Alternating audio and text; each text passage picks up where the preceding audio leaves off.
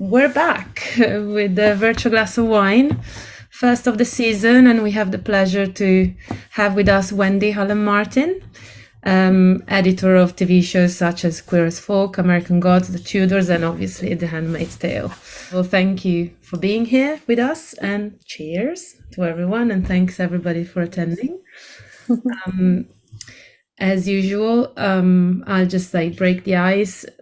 Do you want to tell us a bit of about how you started your career, how you got into editing, and how you managed to get this far into editing in your career?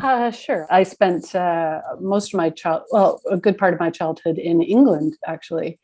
I grew up there, and I always loved storytelling, and I used to put on little plays with music and entertain my younger sisters. And so I knew very early on that my love of storytelling and music was something that I really enjoyed. And when I went through normal school, I just didn't do well in the sciences and the maths and things like that, but I excelled in art and Englishes. And so once I got through the whole schooling, I thought, well, what the heck can I do with that? I don't know how to apply this love of mine. And I went backpacking in Europe for a year. I took a year off school, and a friend of mine managed a record store. And when I got back from my sort of European tour, he said, Bruce Cockburn is shooting a music video. Do you want to go and see? I'm allowed to go down and watch. And I said, okay, great. That'd be great. I went down and I was completely mesmerized. It was like, I want to do this. I want to put cool music to visuals. And so I applied to Sheridan College. I got in there. It was quite an effort to get in there with a portfolio, and I didn't really have anything. I just had photographs I had taken and short stories I had written. And anyway, for the first time, I actually did well in college. And in the final year, they had a placement program, and I got placed in a post-production facility called Sunrise Films. Well, they were a film company, but I got placed in the post area because I ended up editing everybody's films in film school. Because nobody wanted to do it, and I thought it was really cool. And so I asked to be placed in a post-production facility, and I got to work with this incredible British editor, Stephen Lawrence, who started off doing the James Bond title sequences. That was his claim to fame when he lived in England. And he immigrated to Canada. And so I worked with him as his first assistant for years. And he eventually was too busy one day. And the director, Fred Gerber, who we worked a lot with, knew that I assembled scenes for Steve, which he was so gracious to let me do. And he knew that a lot of the stuff he was seeing I had assembled. And when Steve was busy, he said, well, what about Wendy? Let's get her on. I've got a movie. And so they secretly greenlit me. It was a movie for Showtime. I didn't even know this was happening. And I'm, rewinding film. And Fred walks in my room and says, well, do you want to be my editor on the next film? And so that's basically where it started. And after that, I went on to Queer as Folk from there. And that was sort of I did a couple other little things, but Queer as Folk really was the launch pad for training me or allowing me to really break out of the box of traditional editing, Mm-hmm. Scenes in that show were more music video-esque, more, sort of subjective and less, wide shot, close up, two shot, that kind of filmmaking. And getting on Queer as Folk as well, was it through Stephen, or did you? No. How did that happen? In editor, I used to assist. He was now a post supervisor, and he knew that I just cut a feature, and he thought that I might be a good fit for the show. And I loved the British version of Queer as Folk, so I was really hesitant. I was like, oh no, the Americans are going to fuck it up,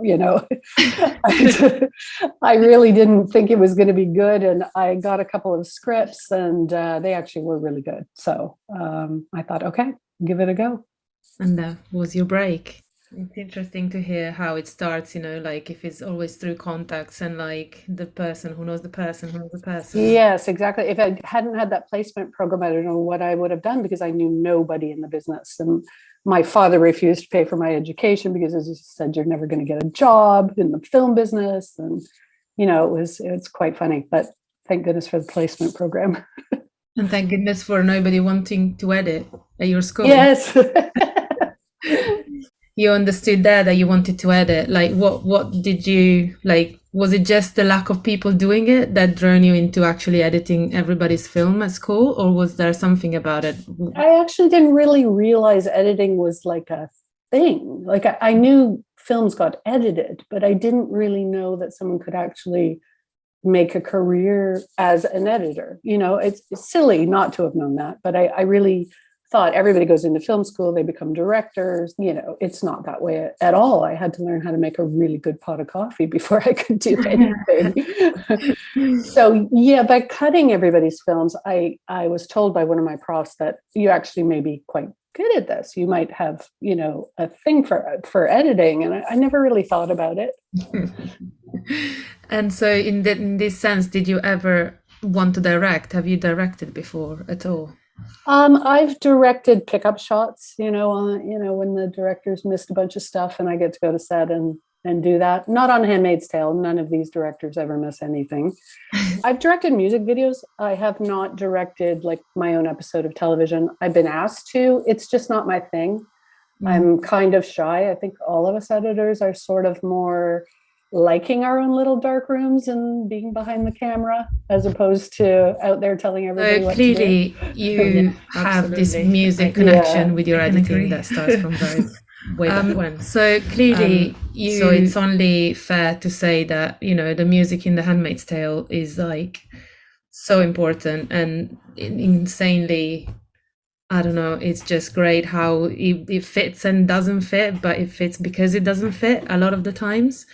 So I would say, well, first of all, actually, I mean, I know that this show doesn't need an introduction, but I would like to hear from you how you would describe The Handmaid's Tale if you were to tell someone who never seen it before. What is it about? Well, I think to start, you would say it's a story about a handmaid, and a handmaid is somebody who is living in a situation called Gilead, which imprisons women to reproduce, and have babies for barren wives. However, sometimes it's a husband who cannot have the baby, but they never admit to that. So we're really, Handmaids is a journey of June, who is living in the Waterford household. And over the, spoiler alert, she escapes from Gilead eventually. And then how she has to navigate her life beyond that. It's a tale of a lot of bad things that happen to her. And just, the patriarchy and the misogyny and everything that goes along with that sort of uber Christian, setup that Gilead is. Amazing. See, you definitely described it better than I would have read it on IMDb. Before we get into the music, which will be a big part actually, let's start. You've cut the first episode of it, so how can you tell us a bit about that? How you set the tone with the director? How, in terms of editing, and how hard that was for such a what has become like a really big show? I came in after partway through the shooting of the pilot. Julian Clark started it, and he did an incredible job. He worked with Reed assembling dailies, and he really nailed the aesthetic and the tone of the show. I have to give him a ton of credit. He had to leave the show, and I stepped in, and they were still shooting, and so I finished the show. It took, from the time Julian left, it took 7 months to lock picture on the pilot. And that was because there was a ton of back and forth with Hulu and MGM about what the show should be. And Reed Morano was our pilot director, and she also shot 2 and 3, and I cut 1 and 3. And Chris Donaldson, who is an incredible editor, cut episode 2.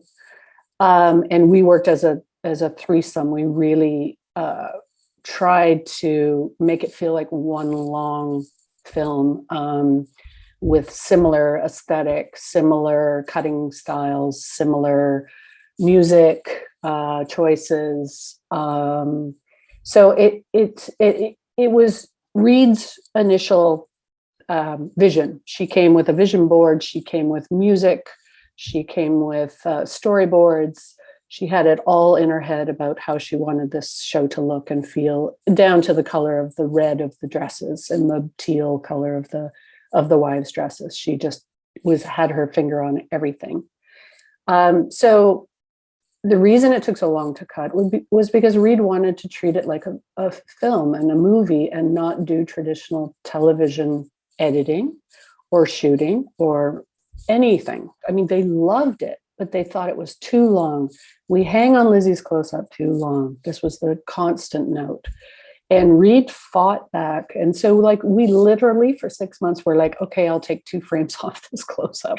Okay. Like it was back and forth like that because the producers didn't want to change it, and nor did the director. It was, just the network getting cold feet, because really there's not been anything like this on television. They just didn't know that audiences would have the patience for it, nor the tolerance for the violence. And granted, a lot of people don't, and that's fine. They don't need to watch it. So, and that's what we were fighting. We were like, well, those people won't watch anyway, so let's just make what we want to make. And that's what we ended up doing. That it's a lot of that. You tend to work on like a block of like 1, 2, 3, like it kind of always is every other episode or something like that. Is there a reason for that? Just honestly, time management, to be able to keep up and hit these air dates that are always ridiculous. Especially during COVID, we were on a compressed schedule. However, I guess you could say I'm Lizzie Moss's editor. So whenever she directs, I do her episodes. So this season I did both 1 and 2 with her. And then they gave me a break on the second block, and they had 2 other editors do the second block. We try to alternate just to give everybody some breathing room, to be able to follow the show through properly and not rush it. So now roughly how long does it take you to edit? How much time do you have to edit an episode?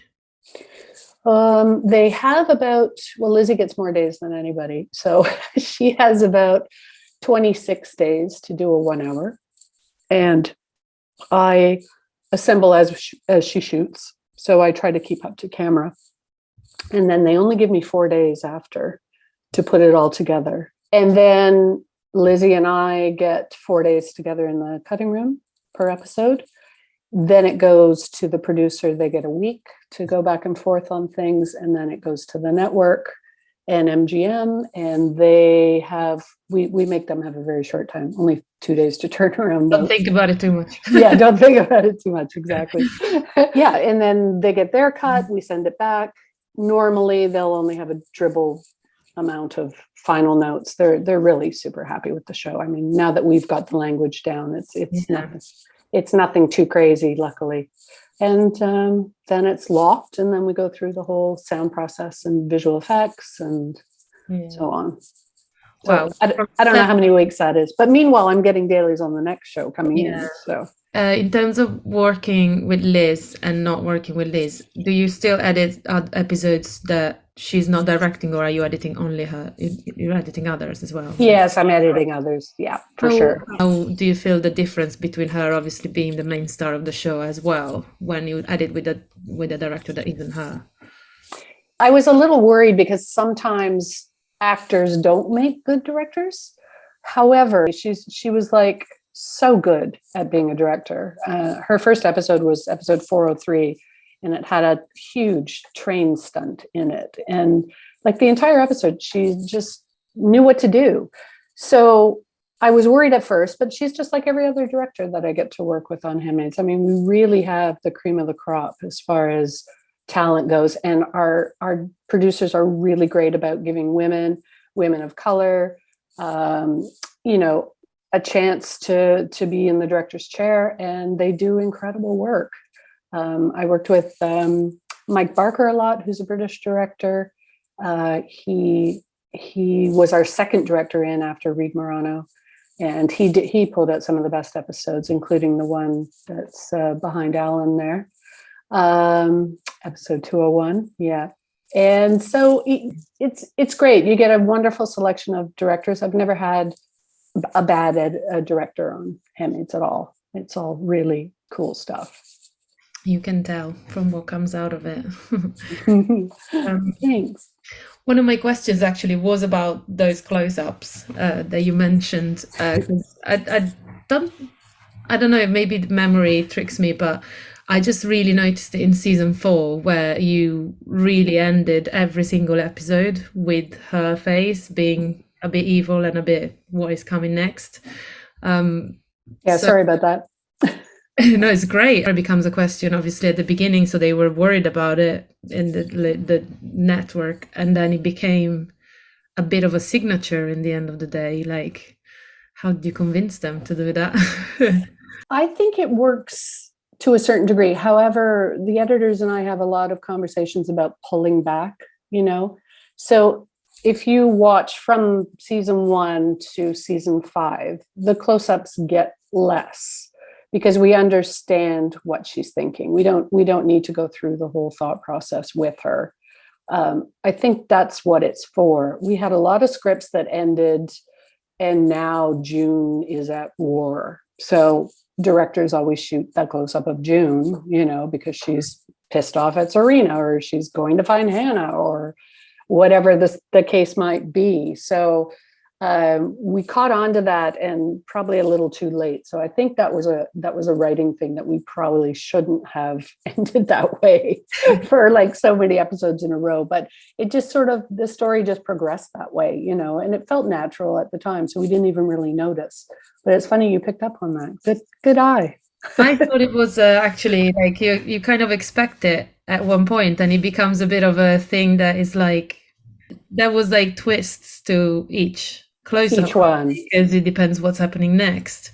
So yes. I don't know why I noticed it more in the last season, or maybe just because I remember it more because it's closer in time. I mean, the number one rule for Handmaids and for editing Handmaids is it's her point of view.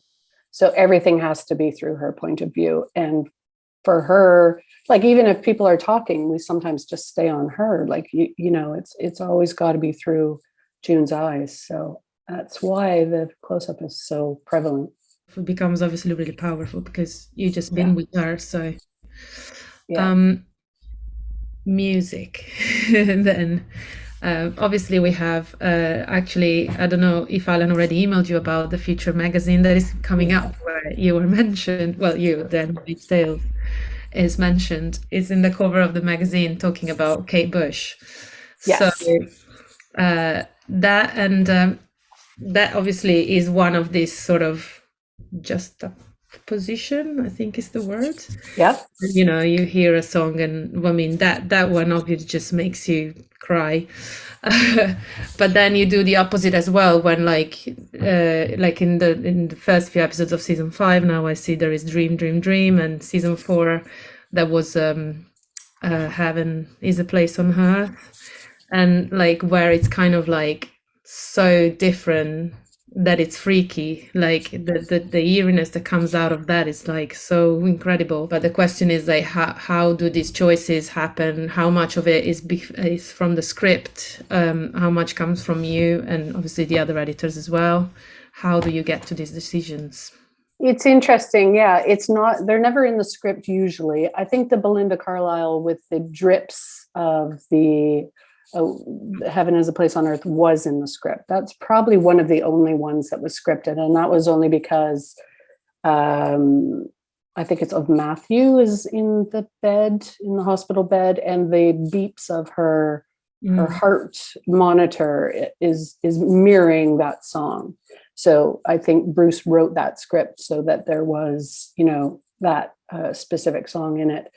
But Reed came in, and she had ideas of what she wanted to use. Like, she put, Simple Minds in there. She came with a whole bunch of her own ideas, and it sort of set the tone, the Don't You Forget About Me when Offred's walking past Nick down the stairs, and she's, walking. She's got a little crush on him, and so it's sort of set up some happiness in the horror of the show.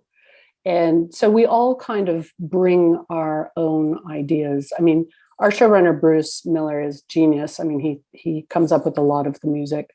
We are free to put whatever we want in our cuts. And then the director will go, oh, I love that, or let's try something else. And then when the director leaves, Bruce will go, I don't care for that song. And I'll go, well, I tried this one. And then he'll look at that and he'll go, oh yeah, that's more what I was thinking, or here, try my song. So we all throw stuff at it. And a big part of my job in the end, once we get close to a lock, is playing DJ. Like I'll lay up 20 songs against a scene, and we'll just let her rip and see which one hits us. All right. So that's fun. But in the case of Kate Bush, I could never listen to that song. I love Kate Bush. I when that song came out, it made me cry, and I can never play it. Like if my kids used to put it on in the house and I'd start crying and I'd go, turn it off.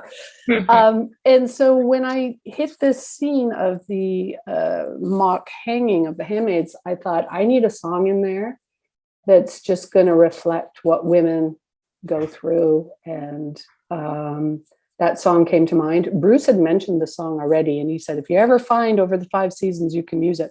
And I said, I'm not putting that in because it makes me cry. I can't even listen to it. And then I cut this scene, and it was like, oh, I know what song's going in here. And I laid it up, and it never changed. Everybody who saw it just like, okay, that's the song. Like, that's crazy. It fit, it hit all the points. Like I didn't have to alter anything. It was freakish. Like the lyrics hit right where it should hit. It just laid it in, moved it maybe 10 frames here or there. It was one of those magical moments. So do you often recut to music? I mean, obviously coming from the music videos as well, like does that fit into this? Like I try not to, because sometimes you lose the song. Like we had a really cool Bjork song for the end of end of episode 3 in season 1, where Emily wakes up and finds out that she's had an operation that she didn't sign up for. And there's a series of jump cuts in there, and she goes through the whole grieving process. And that was a really interesting learning moment for me, because I didn't know how to cut the scene. I mean, even when I sat down to do the pilot, I had no idea how to cut this TV show. Like I had never cut anything like this. And I thought, I don't know if I can do this. Like, this is just too out there. Like, I don't know how to approach something. And so when I do cut scenes, I don't cut with music, because I don't want that to influence any of the cuts. And for that particular scene that I was speaking of, Emily, we had a Bjork song in there, and we sort of cut rhythmically to the song, which you can do if you know you're going to get that song. But then we lost it, and we were already locked, and we had to put a whole new song on it. So yeah, it's tricky to do that unless you know for sure you have the song. And you don't want the show to be a music video. You know what I mean? Like, you don't want it to be too on the nose and hit all the spots specifically all the time. And what about the Radiohead song? Which one are you a fan of? Like the crossing, that scene is like, now that makes me cry. Yeah, that Street Spirit song is one of my favorites, and it's one of Lizzie's favorites. She picked it, and when she prepped the scene, she had it in her ears. Then when she was shooting the scene, she had it in her ears, and she said, I want to use this song for the scene. And I was like, okay. So I assembled the scene and again dropped it in, and I had to do a little finagling, but it was just perfect for the scene as well. And then we had to fight the showrunner, because he's like, I just don't get Radiohead. And he was just like, he's more of a run. I don't want to say, he just doesn't get alternative music, I guess is the point. And there's a lot of editors on our show who are totally into alternative music. And so we've introduced him to a lot of new bands, and he's been really good about it. But, he said, Radiohead, I just don't get them. And luckily Lizzie is the boss. And she said, no, we're using it, Bruce. Sorry. In terms of the story, obviously, where does the book, obviously this is from Margaret Atwood's book, which ends at what season? Season 1, the end of season 1. Season 1. Yeah. So did it change how they dealt with it, how you dealt with it in terms of like scripting and the story? I know the showrunner was very nervous to go beyond the book without Margaret's blessing, because he and all of us admire Margaret so much. She came in the cutting room season 1, and she was actually in an episode of The Handmaid. She hit June in one scene, which was great. So he's very respectful of her. I mean, she's an absolute genius. And so every idea, I mean, he'd take her out to dinner and he'd run through the scenarios of what he wanted to do, and kept her in the process. She's still called an exec producer on our show. However, she's a very busy lady, so she doesn't often weigh in, but she definitely reads the scripts and she definitely likes where it's going. Her second book, The Testaments, I don't know if anybody knows about that. It's basically Gilead 10 years from where The Handmaid's story ends. And in theory, we'll do season 6 of Handmaid's Tale, and then they'll go straight into The Testaments from there. So season 6 is going to be the last one of The Handmaid's Tale already. Correct. Yes, correct. I see. And yeah, and just because I'm saying season 6, it sounds outrageous. In North America, we tend not to stay with the same show for very long. But this group and this family have been so awesome, and the material's so great to cut that I haven't wanted to go anywhere else. So I'm hoping I'll go back for season 6, and if my schedule allows, I'm sure it will. And then we'll see about The Testaments. Wow, well, that's a good news to have, to know that it's going to end, but it's not going to end. Yeah. If the team stays, I'm sure it's going to be just as amazing. So, hopefully, yeah. It's a different book. It's completely different. It follows 3 of the characters. So like a spin-off, basically, is going to be. Kind of, yeah. But I think Anne Dowd will still be in it playing Aunt Lydia, but I'm not sure who the other 2 will be. I don't want to give any spoilers away. Well, what's your favorite character then? Oh. I love all of them for different reasons, but I think my soft spot is Janine. I don't know why. I just, she's always, going through hell, but she's always so optimistic and tries to power through, she's always, placating everybody else and trying to make sure they're okay. So I just like how she's written. She has an interesting role this season. I'll just say that. Yeah, I've watched a couple of episodes, so no spoilers, but yeah. And well, there is so many what looks like challenging scenes, like we've already said about the crossing and Alan's background.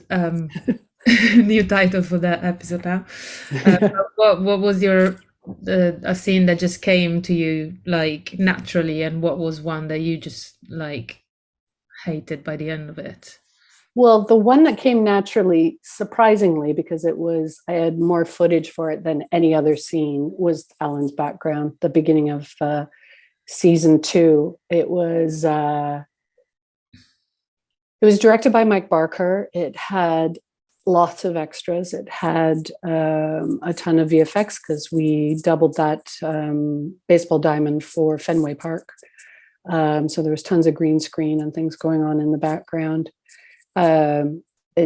There's moments of action in it, and there's moments of complete silence and terror and all the rest of it. And the platform itself, where the girls were standing, by union law, could only drop, I think, 5 inches, not even. So when we had to do the drop of the handmaids, scaring them, they don't actually get hung. I had to figure out a way to double up a shot so that one shot drops and then cut to another shot for a continuing drop, just to give it that sort of like super scary moment. So there were a lot of challenges in that scene, but it's one of those scenes that when people ask me about it, it's one of those scenes where I just literally had an out of body experience. Like I felt like it assembled itself.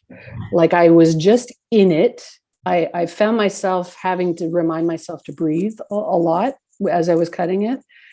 And I just powered through it. And the director was on a flight out, and they shot the scene after they had shot the rest of the show. So he had to come in the cutting room, and he only had like literally a half an hour to look at it and give me notes. And he came in, he sat on my couch, and the Kate Bush song kicked in, and he was in a puddle of tears. And he just got up, he grabbed a suitcase, and he says, "I'll see you next season." And he walked out. And that was it.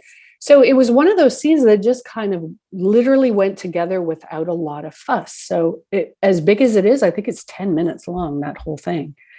As big as it is, it was weirdly one of the easiest scenes for me. I can't explain it. It's just, I'm sure all you editors have had those scenes. Yeah, you're in it. You're a part of it. You know, you're going down those hallways with those girls, and you're standing on that platform. I don't know. It's just a weird thing. And then there's other scenes like, I mean, on The Handmaid's Tale, I have not had scenes that I've hated, so to speak. I really honestly can't pick one that was a real problematic scene. You know what I mean? Well, that's great, I guess. Yeah, I guess I'm lucky. Yeah. I mean, there are problems within scenes, but we always manage to figure it out. Scene, yeah. Yeah. Unfortunately, this show is now proving to be very real in our everyday life, pretty much everywhere in the world. How is that feeling like?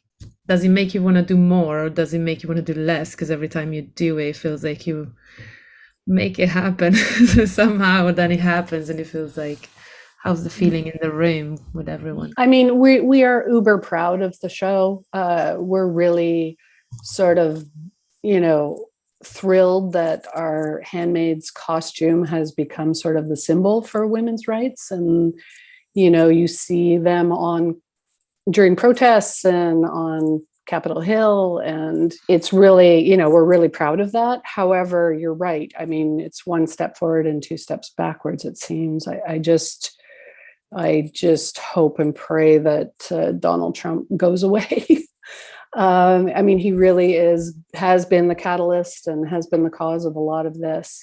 We just couldn't believe he actually got in. Like we were filming episode 5, I believe, in the first season when he got in, and it was just like, what the hell? This is just insane. But anyway, no, you got to always stay positive, and we have a lot of charities we give to, and we support women's groups, and what's going on in Iran right now, and the abortion laws all over the US. I mean, we're giving money to Planned Parenthood and all of these organizations. So you still have to have hope. I'm hoping that times will change, but so far it's going backwards still. So far, yeah, I know. I'm gonna start checking people's questions. Did you consider any career before film in general as well? I thought I wanted to get into the music business. I wanted to, when I was a teenager, I managed bands. So that was fun, but it seemed too daunting. It seemed like it just wasn't going to be an easy career path. I didn't know how to navigate it. It was before the internet. It was, like, how does one do this? You can't go to school for it and whatnot. And the bands I managed were a lot of work. Yeah, so I thought I'd be in the music business in some capacity. Well, you kind of are in some capacity. Yeah, I guess so. Yeah. All right, Sandy's asking, how do you differentiate an excellent film editing job from a mediocre one? I mean, a lot of people say this, but when you start noticing the editing in not a good way, I guess that's a sign of the pacing's off, or you're not where you want to be when you want to be there. Like I think a good film is the editor anticipates the audience where they want to be at a certain moment. And, if you're frustrated by something when you're watching a film, you go, the editing. So, and there's lots of other things. I'm not a huge fan of dissolves. I hate to say that because a lot of editors love them. unless they're planned. I have one in the first episode of this season, and it wasn't planned, but it looked like it could be planned, so I did do it. But yeah, I think that's a very shared feeling. I have a director who says that to me every time she wants to put across the soul. She's like, I know you don't want it, but can we try it? And directors love them. I don't understand why. It feels it maybe makes their life easier, does it? I don't know. Maybe it kind of feels like it fixes an issue when the cut isn't working, you fade. So they say if you can't solve it, dissolve it. That makes a lot of sense, and I will now use this actually. All right, more questions. Alan, actually, ever had a moment in the cutting room where you thought, I'd rather be on a horse? 100%. I am a rider, so yes, I often think about being on my horse. Not my horse. I don't have one anymore, but my sister's horse. Yeah, I worked with a director once who came in the cutting room. He had a week with me. It was on the Tudors. And he put his feet up on the desk. And the first day he had showered, but by the end of the week, I was not too happy and I wanted to be on a horse. So yeah, there's been a few directors in my past that I have on my never work again with list. So it was more due to who you have in the room rather than editing itself. That can happen too, but yeah, it's mostly who you have to work with. I think we're lucky in the sense we're mostly freelancers, so we can leave a job after and never do it again if we don't want to. I hear this as a question often. What do you do to refresh your brain, with except for potentially riding your horse? What else do you do when you're just so stuck in it you can't, when you get to that point where you can't see the film anymore, you can't see what you're doing? What do you do to refresh? Well, if it's on the day, I'll go for a walk. I'll just get up and get some fresh air and go for a walk and grab a coffee. But if I am lucky enough to be on the back end of or coming up to a weekend, I'll go up north, and I like to kayak. So that to me, being out in nature always hits the reset button for me.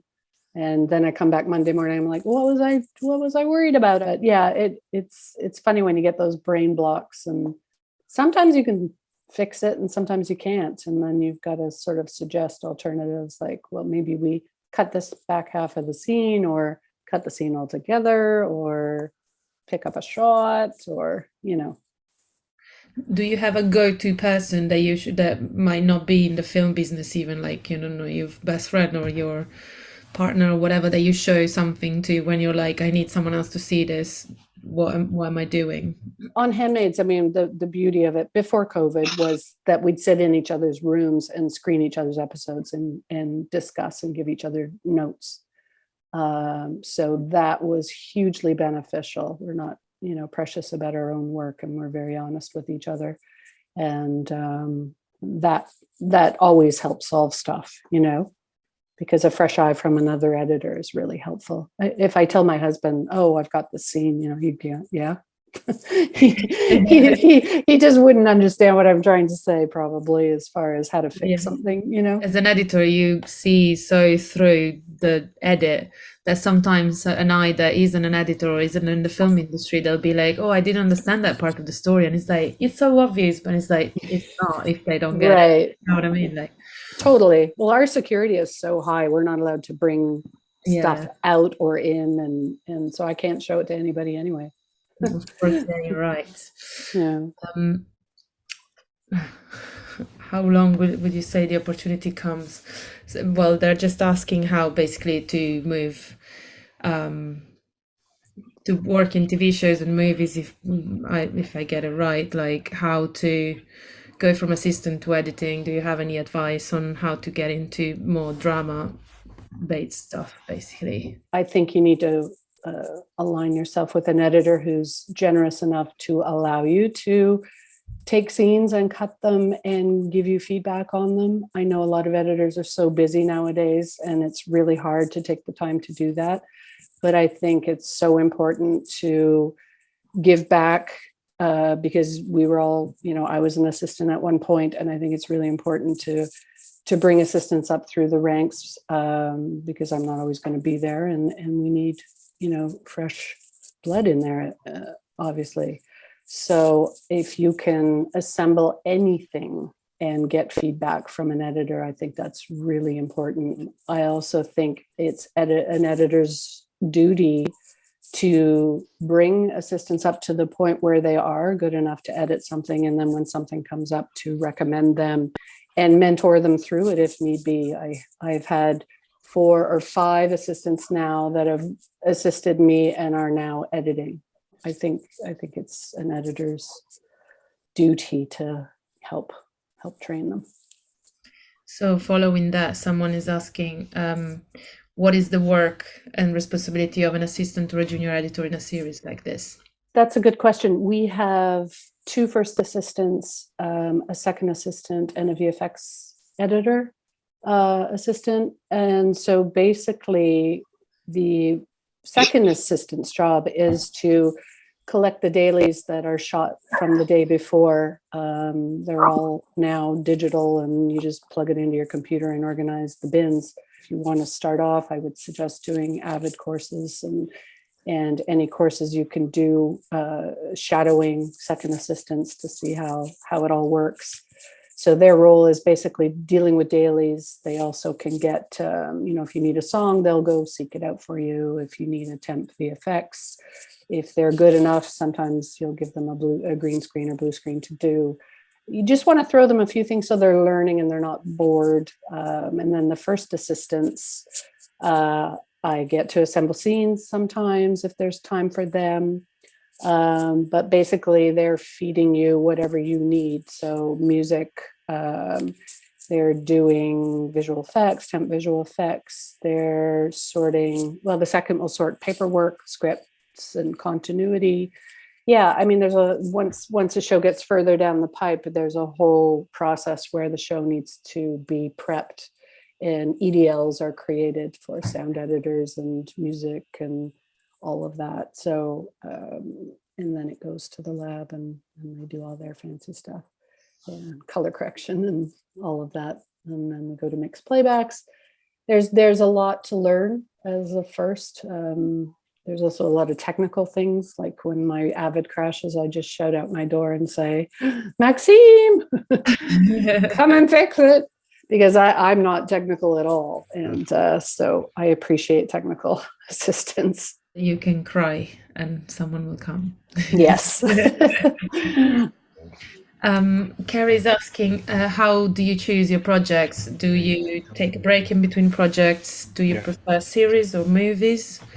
You're doing mostly series lately, aren't you? I started in feature films and just couldn't make a living at it. I mean, the indie film world in Canada has no money, and I had young children, and I basically had to pay someone to look after my children so that I could work on the films, and it ended up to cost me more for childcare than I made. So from a point of economics, I went into television because they were longer gigs. I do the occasional film here and there, but it's, I mean, only for certain people. Like Elizabeth Moss is going to do a feature that she's offered me to cut. So of course I'll do that whenever that happens in the next few years. Mike Barker tried to get me on a feature, which didn't end up panning out, which ended up working better for me. But anyway, long story short, I wish I could have some time off. Handmaids is very labor intensive, and I keep getting offered some really great stuff that I can't really turn down. You know, the freelance world, if you turn it down, then when's the next gig going to come and all of that. So I honestly haven't had a holiday in about 5 years. So I've been, back end and front end doubled up. So it's ridiculous, I know, but I should be thankful in a lot of ways. So, but I mean, you honestly, they say take the first gig that's offered to you. it's really hard to not do that as a freelancer, just because you got to pay bills. But as I get older, I've kind of realized I'm not just going to take anything now. I'm just going to try and hold out for things that interest me. Timing And is I personally don't want to work in LA. I've been asked many times, and I don't want to move there. It's just a personal opinion. Love visiting, but I don't want to live there. Yeah, in fact, I wanted to ask, in fact, how it's Canada as a film industry. In fact, it's obviously you just say don't want to move to LA. Is it because of the city or because of the industry? There's really lovely people there. It's not about that. It's more the city. I worked down there for one job, and I mean it's fine. I think as a Canadian, you would have a tougher time being accepted there. You know, there's a lot of strong unions down there, so I'm not sure how it would work, in fact. But yeah, I'm not in love with the city, to be honest. I'm more a New York girl, if anything, state-wise. But no, I love living in Canada, and Canada has been the hub of like incredible stuff that's come here. We've got HBO here now, we've got Netflix, we've got Showtime, we've got, Hulu. A lot of them shoot their shows up in Toronto. There's great tax incentives for them, and the crews are, bar none, the best. Like they're honestly really, really good. And everybody from LA always says that our crews are really top notch. Okay, what are your top tips for editors? Tips for the editing itself, and also tips for dealing with other people, such as directors, producers? Yeah, I've had a few coworkers who have not got jobs again because they've spoken their mind to certain directors or producers. And I think that's the hardest part of our job, is navigating the politics. And I think as an editor, your job is to be sort of Switzerland, so to speak. You're sort of the neutral one in the room. If you're asked your opinion, of course, be honest, but I think that you got to keep your I don't want to say temper, but your attitude in check, even though you want to tell them to hit the road, or you're an idiot, or all of the above. I think that it's our job to just do our work. And I think editors have to remember that it's not your show, even though you feel, because you've been on your own for so long with the material, that it's yours. It's not. You're servicing what the director wants, and then ultimately what the producer wants and the network wants. I've had a few younger editors come to me and I want to tell them this and this. And I'm like, you can't. You cannot do that. You just have to, you're a guest on their show. So that's tricky. Can you talk more about the doubts and insecurities you can sometimes face when editing? There's always, I think you should always have doubts. I don't think you would ever be confident 100% doing anything. Every scene is different. No matter if it's the same show or whatever, I think you approach it with a little bit of nervousness. I think that's a good thing, because it keeps you from being lazy, and it keeps you from just cutting it together, like stringing shots together. I think you should always have doubts about what you do.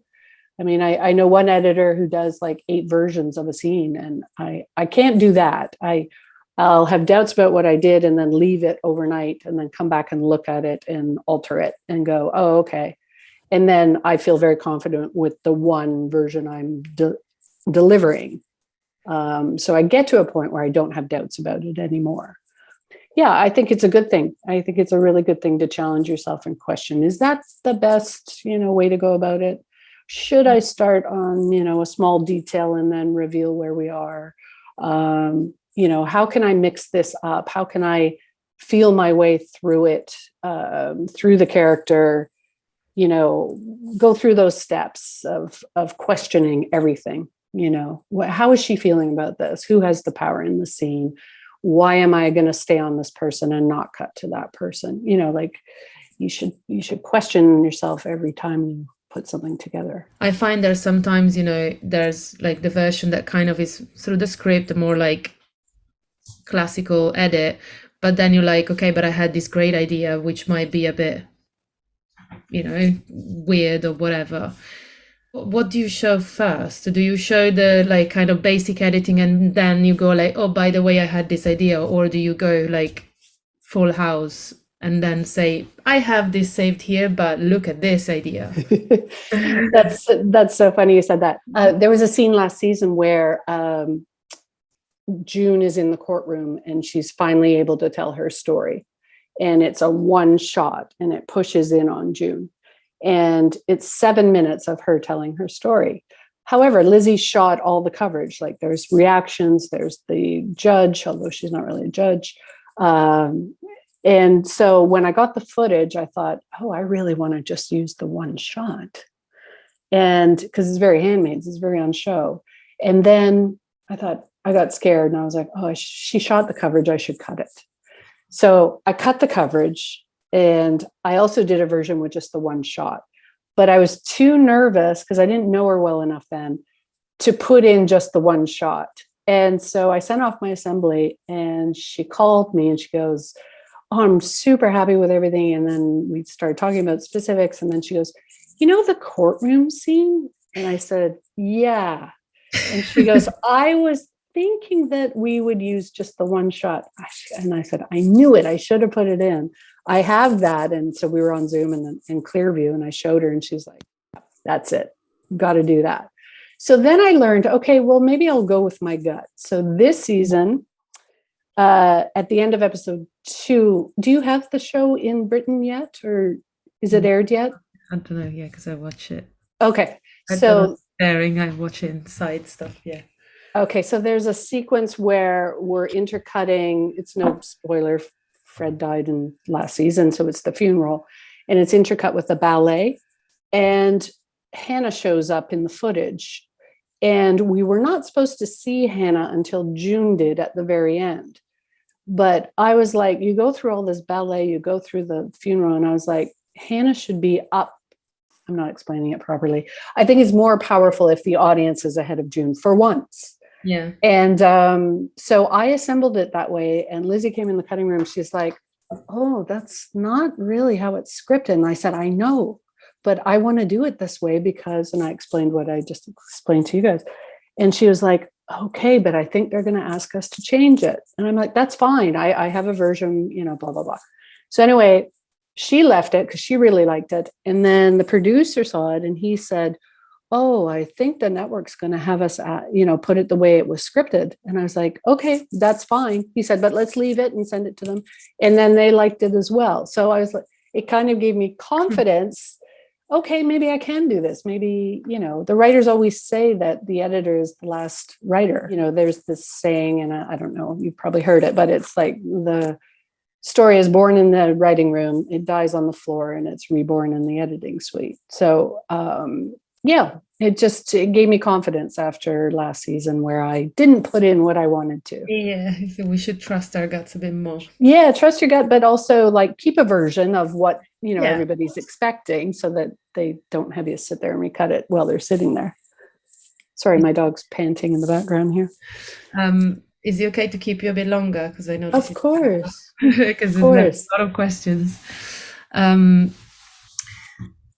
So Sabina is asking, the Handmaid's Tale is like a slow pace, but the audience does not feel that it's slow. Like, how did you make it interesting? What's the skill that you use to make it interesting and not feeling slow?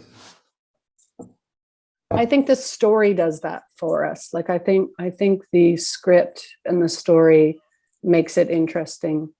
And then that the slow pace is just absorbing the information from June's point of view, as I keep saying. So I think in those moments we tend to have score.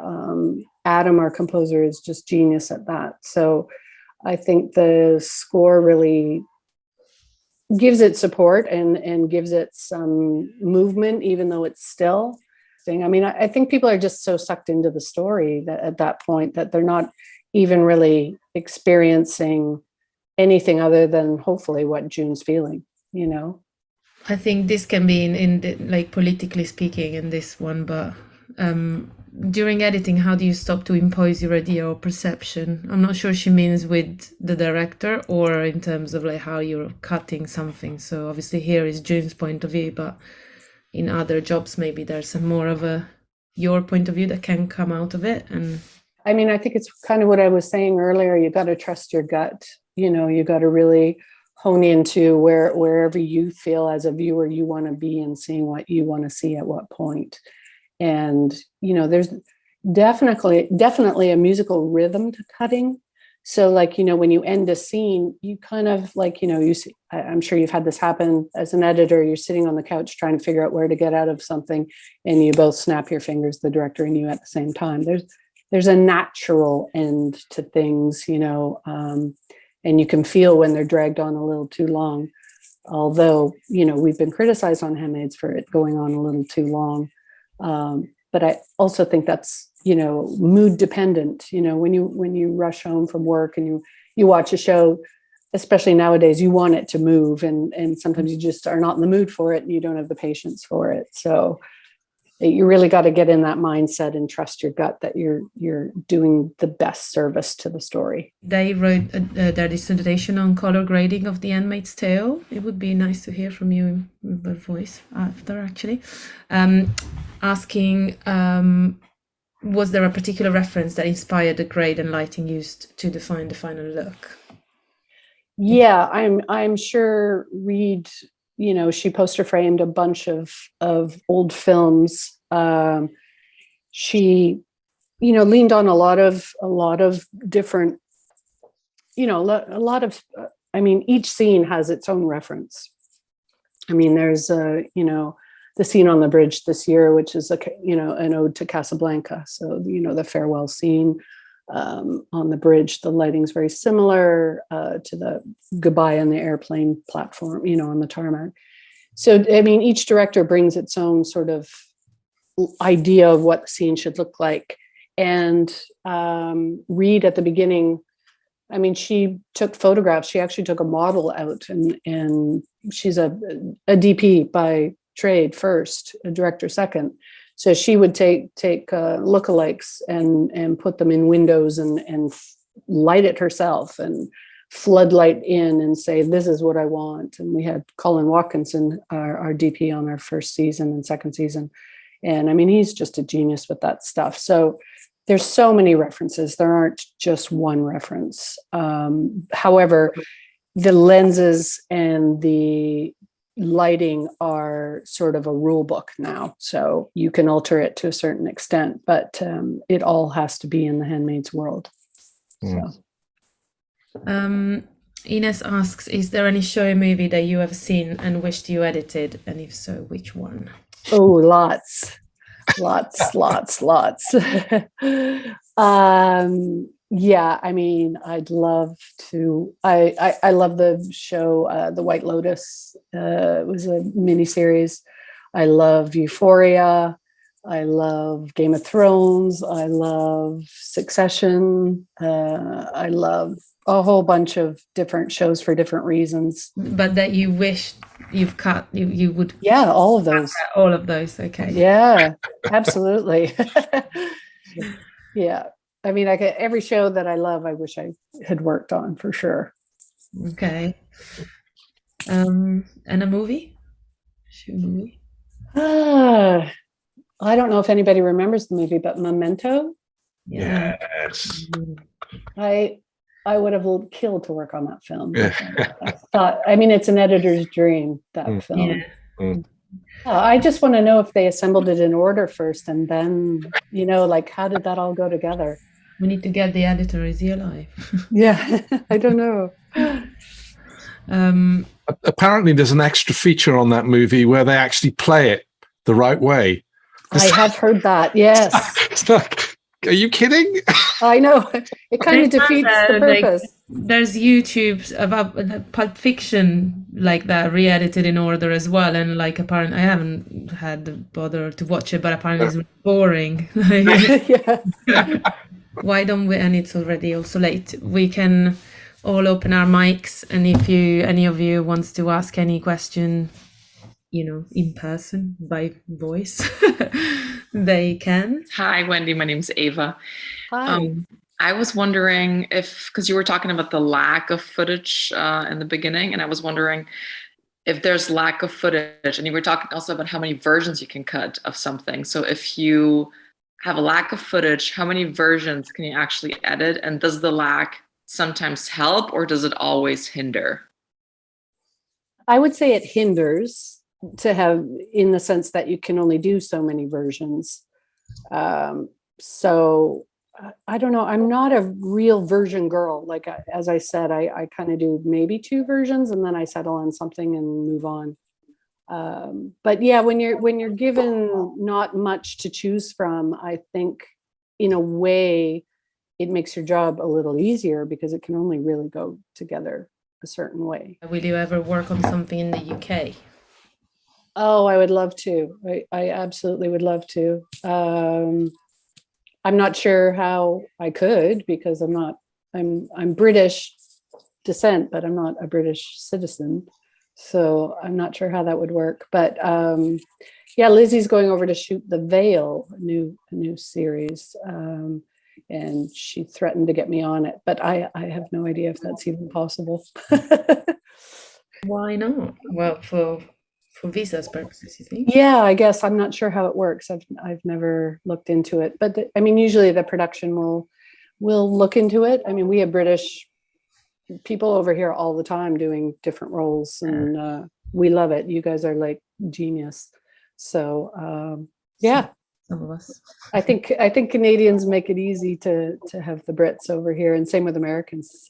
But I'm not sure how it is going the other way. Well, that's good to hear. How many projects she's got on? Wow. Yeah, she's a busy lady. She's crazy busy. It's an honor to be here to listen to you. Thank you for being here. Thank you so much. So basically, I'm not an editor yet, or like I just make random YouTube videos on like on Premiere Pro, and I'm still learning. So like, do you have any advice for me? Like, I'm very fascinated, and I keep watching those timelines and stuff, and I keep looking for like any cuts or anything I can learn. So like, do you have any advice for me? How, as a starter, or should I enter in this industry, and what would make me a good editor? Thank you.